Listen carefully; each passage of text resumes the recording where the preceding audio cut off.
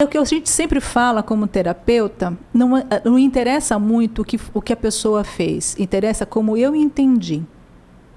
Tá. Então, para você, eu vou contar uma história engraçadinha, né? A pessoa gosta de... E eu gosto muito dessa história, é uma história pessoal, mas eu acho que ilustra bastante essa forma como a gente entende as questões, tá? Eu comecei a falar muito cedo. Minha mãe contava que com 6 meses eu comecei a falar, com 1 ano eu falava tudo. Então, todo mundo achava uma graça, né? Hoje em dia é comum, já seria uma criança comum, mas lá nos anos 60 eu não era comum, eu era um caso para ser estudado. Né? Porque a gente não nascia nem com o olho aberto, né? Sim, sim. E com 1 ano já falava tudo, e eu falava corretamente e tal.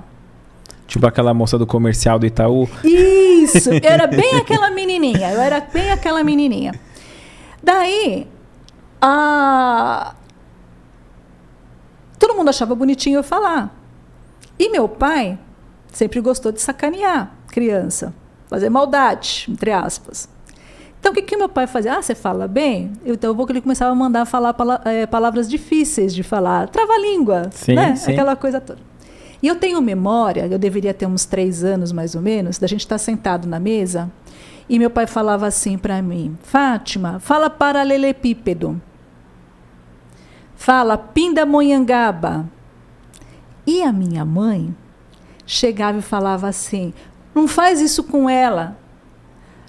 Porque, claro que eu não era gênio, né? Eu também me enrolava. Então, e a intenção era essa mesma. Então, ela queria me proteger para que eu não me enrolasse, sabe? Então, eu escutava, a minha mãe falava, não fala isso para ela, não manda ela falar isso. Alguma coisa desse tipo.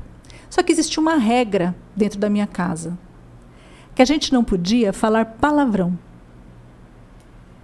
Vê se você consegue fazer a conexão. Sim. Quando eu comecei a escutar a minha mãe falar, não manda ela falar pindamonhangaba, não manda ela falar paralelepípedo, o que eu entendi? Que essas 2 palavras eram palavrões, que eu não podia falar. Sabe quando é que eu fui descobrir que paralelepípedo era aqueles blocos de pedra lá que faz o calçamento? Eu tinha uns 8 anos. Olha. Que eu estava andando, porque eu não falei para minha mãe que eu achava que aquilo era... Porque a criança muitas vezes não fala. Eu guardei aquilo para mim, que aquilo era um palavrão, que eu não podia falar. Então, o meu pai entendia que eu não conseguia falar, mas eu conseguia, eu não falava porque eu achava que era palavrão e existia a regra dentro da minha casa que não podia falar palavrão. E daí, a partir disso, eu me lembro, acho que nós estávamos andando numa rua, né, eu já tinha uns 8, 9 anos, e era de calçamento de paralelepípedo.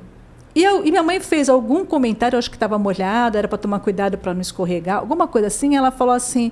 cuidado para não escorregar no paralelepípedo. Eu parei na hora. Eu falei, como assim? O que é isso, mãe? Paralelepípedo. Daí que eu descobri que aquilo era um calçamento antigo das ruas.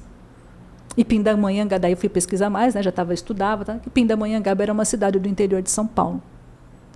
Então, isso exemplifica o que muitas vezes o pai e a mãe... uma coisa básica... Hoje é menos comum, mas é muito das gerações mais antigas.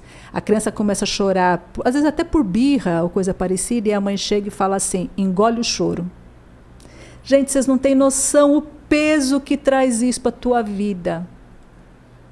O tal do engole o choro. Para a criança que vai ouvir aquilo. Para a criança que aquilo vai refletir na vida adulta dela.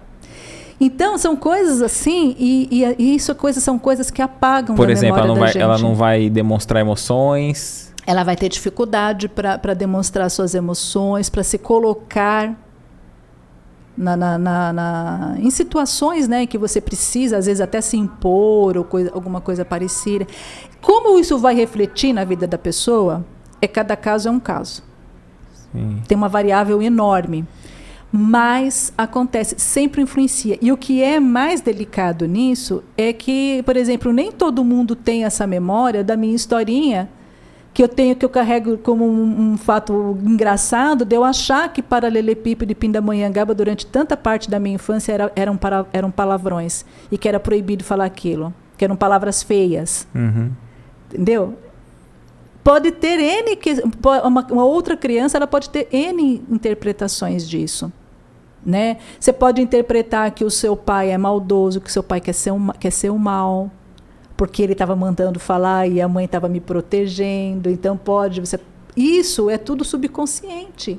Legal esse corte, né? Coloca aqui nos comentários o que você achou desse vídeo, sua opinião.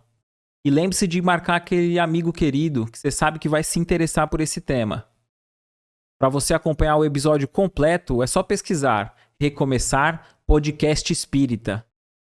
Se ficar alguma dúvida relacionada ao espiritismo, é natural. Procure ler as obras de Allan Kardec.